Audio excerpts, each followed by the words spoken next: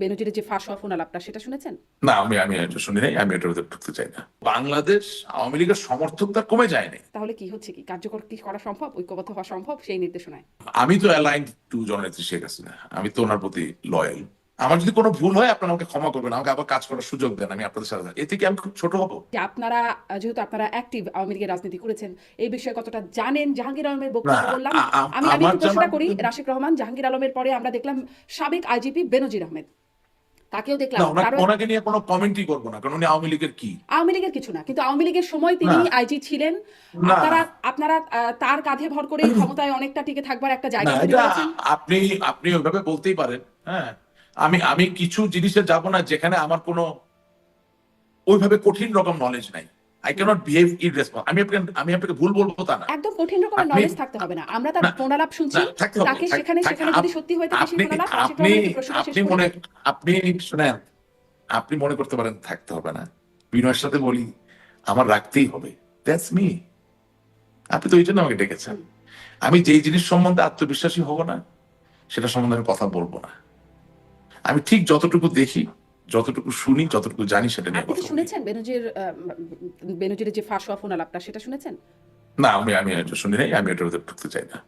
আচ্ছা, তিনি বলছেন যে 90% পুলিশ আওয়ামী লীগের, আওয়ামী লীগ সংগঠিত হলে পুলিশ তাদেরকে সহযোগিতা করবে। এই আমি আসলে যে প্রশ্নটা করতে চাইছিলাম যে এই বেনজির আহমেদ তিনিও আওয়ামী লীগের সময়ে মানে তার নামে অনেক অভিযোগ এসেছে, বিতর্কিত হয়েছেন এবং তিনি নিরাপদে দেশ থেকে চলেও এসেছেন আওয়ামী লীগের সময়। এখন যারাদেরকে ডিজোন করেছে আওয়ামী লীগ, জাহাঙ্গীর আলম এদিকে বেনজির আহমেদ, তাদের উপরই ভর করার একটা জায়গা আসছে কিনা? জাহাঙ্গীর আলমের সেই ফোনালাপের মধ্যে শুনছিলাম যে সম্রাট ভাইও আছেন, সেই সম্রাট ইসমাইল চৌধুরী সম্রাট ওই ক্যাসিনো কাণ্ডে তিনি কিনা জানি না।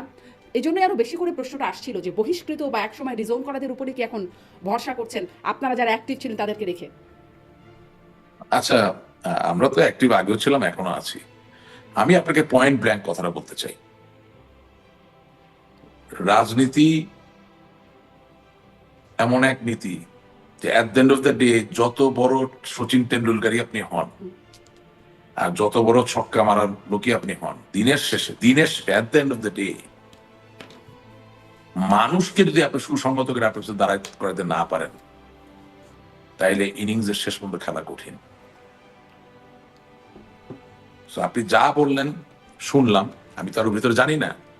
আমার জায়গায় ছিল যে আওয়ামী লীগের এই সংকটের সময় কোনো, আমার আপাত দৃষ্টিতে আমার জানা মতে কোনো ওয়ার কাউন্সিল নাই, অর্থাৎ এই সংকটকে মোকাবেলা করার জন্য যে বিশেষ একটা কাউন্সিল যাদের সাথে আলাপ আলোচনা করে সিদ্ধান্ত গুলো সেটা আমাদের চোখে পড়ে না, আমরা জানি না। হয়তো বা গোপনে আছে, পর্দার আড়ালে আছে, I don't know. But what I understand, যে আওয়ামী লীগের কি ভোটার কম? না, ভোটার কম না। আজকে যেই অন্যায় অত্যাচার চলছে, তাতে করে কি ভোট কমে যাবে? না, কমে যাবে না, সমর্থক ঠিকই থাকবে। কিন্তু যেই পরিমাণ সমর্থক আপনার আছে, সেই পরিমাণ সমর্থককে যদি আপনি সুসংগঠিত করতে পারতেন, করতে পারেন, তাহলে তো আপনি ইউর ফর্মিডেবল ফোর্স। আমি বলি না আপনাকে আতঙ্ক ছড়াতে হবে, আমি বলি না আপনাকে সন্ত্রাস করতে হবে, আমি বলি না আপনাকে গায়ের জোর খাটাতে হবে। কিন্তু একটা ঘরে যখন 100 জন লোক থাকে, আপনার সাথে 40টা লোক যদি থাকে, সে সংখ্যাগরিষ্ঠ না হলে ইটস এ বিগ নাম্বার। ডেমোগ্রাফির সায়েন্সে it's a big number, it's a formidable force. So Bangladesh Awami লীগের সমর্থক তার কমে যায়নি, কিন্তু তারা ছিন্ন ভিন্ন অবস্থায়, হ্যাঁ, মানে কি বলে, যেটা ওই যে লাঠিচার্জ করে যে ছত্রভঙ্গ, হ্যাঁ, ছত্রভঙ্গ অবস্থা আছে, তাদেরকে সুসংগত করে নিয়ে আসা, এই তো। এই তো এখন সুসংহত করবার ক্ষেত্রে আমরা যেই মানে ভাষণকে কেন্দ্র করে এত ঘটনা হয়ে গেল, 5ই ফেব্রুয়ারি সাবেক প্রধানমন্ত্রী শেখ হাসিনা তিনি যে ভাষণটি দিলেন, সেখানে ঐক্যবদ্ধ হবার জন্য বা সুসংহত হবার জন্য কোনো রকম দিক নির্দেশনা কি পেয়েছেন? হ্যাঁ, উনি নির্দেশ দিয়েছেন ঐক্যবদ্ধ হতে। মানে এটা এভাবে একটু আরেকটু স্পষ্ট হতে চাই যে ঐক্যবদ্ধ হতে তো সবসময় নির্দেশনা আছে, সবাই ঐক্যবদ্ধ হও, কিন্তু সুনির্দিষ্ট দিক নির্দেশনা আম, সেটি কি আপনারা পেয়েছেন? সুনির্দিষ্টই তো, উনি তো বললেন ঐক্যবদ্ধ হতে। তাহলে কি হচ্ছে, কি কার্যকর কি করা সম্ভব, ঐক্যবদ্ধ হওয়া সম্ভব সেই নির্দেশনায়? এখন আমি তো অ্যালাইন্ড টু জননেত্রী শেখ হাসিনা, আমি তো ওনার প্রতি লয়াল।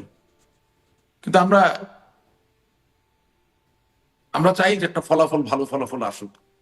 একটা সুনির্দিষ্ট করে প্রশ্ন করি, আপনি আসলে কোন কথাটিতে, সাবেক প্রধানমন্ত্রী শেখ হাসিনার কোন কথাটিতে, আপনাদের নেত্রী শেখ হাসিনার কোন কথাটিতে আম, মানে আপনি ইন্সপায়ার্ড হয়েছেন ঐক্যবদ্ধ হওয়ার জন্য?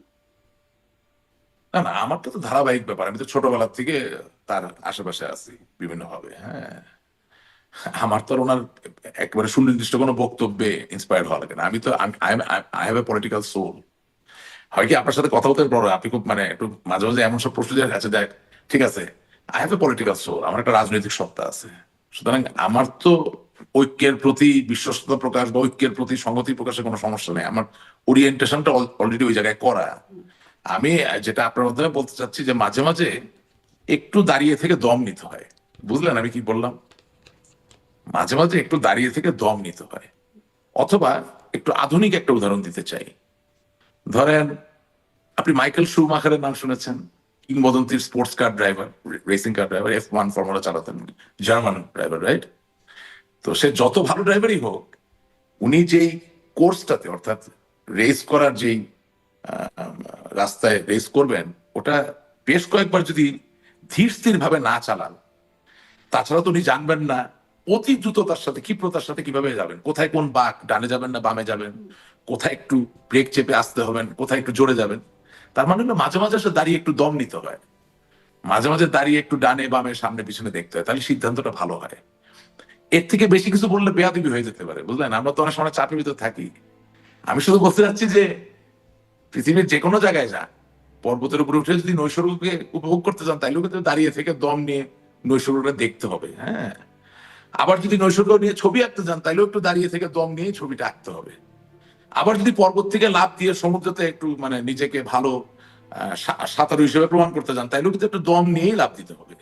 সুতরাং একটু দাঁড়িয়ে দম নেওয়াটা একটু জরুরি। কোনো কিছু খুব বেশি তাড়াহুড়া আসলে মানে হুম। এই আর কি, বুঝলেন জি। না? আপনার মনে হচ্ছে তাহলে তাড়াহুড়া হচ্ছে। আরেকটা না, বিষয় আমার মনে হচ্ছে না। আমি ভাই, আমার আমার কিছু মনে হচ্ছে না। আমি বললাম যে আমার কাছে মনে হয় এটা। হ্যাঁ, ওটাই তো। রাশেদ রহমান, যে ফেব্রুয়ারি থেকে নানান কর্মসূচি আপনাদের পালন করবার কথা। এবং এখনো বলি, আমি এখনো বলি, বাঙালি খুব আবেগপ্রবণ জাতি, বাঙালি সহজ সরল, বাঙালি খুব ভালো। আমরা অনেকে আছে গালাগালি করতেছে আজকাল, এগুলো আমি সাপোর্ট করি না। হ্যাঁ, অনেক আছে ফোন করে আমার মানে মানে টেলিভিশনে বা বিভিন্ন ইন্টারভিউতে দেখা যাচ্ছে যে বাংলাদেশের বাঙালিদেরকে বিশেষত গালাগালি করছি। এটাকে আমি সমর্থন করি না ব্যক্তিগতভাবে। আমার কথা হইলো যে, আচ্ছা, আমি যদি আমি কাউকে দেখভালের দায়িত্ব নিয়েছি, আমি যদি বলি যে ভাই আমার ভুল হয়ে গেল, আমাকে ক্ষমা করবেন, এতে কি আমি খুব ছোট হয়ে যাব? হুম, আমার যদি কোনো ভুল হয়, আপনারা আমাকে ক্ষমা করবেন, আমাকে আবার কাজ করার সুযোগ দেন, আমি আপনাদের সাথে থাকি। এতে কি আমি খুব ছোট হব? এতে কি মনে করেন বাংলাদেশের মানচিত্রে কোনো পরিবর্তন আসবে? এতে কি আপনি মনে করেন বাংলাদেশের আওয়ামী লীগ নামের যে দলটা, এই দলের গঠনতন্ত্রে কোনো পরিবর্তন চলে আসবে? বা আমাদের যে জনগণের জন্য একটা সাফল্যমণ্ডিত কর্মসূচির যে জায়গা, কর্ম পরিকল্পনা, সেটা কি পরিবর্তন আসবে? তা তো না।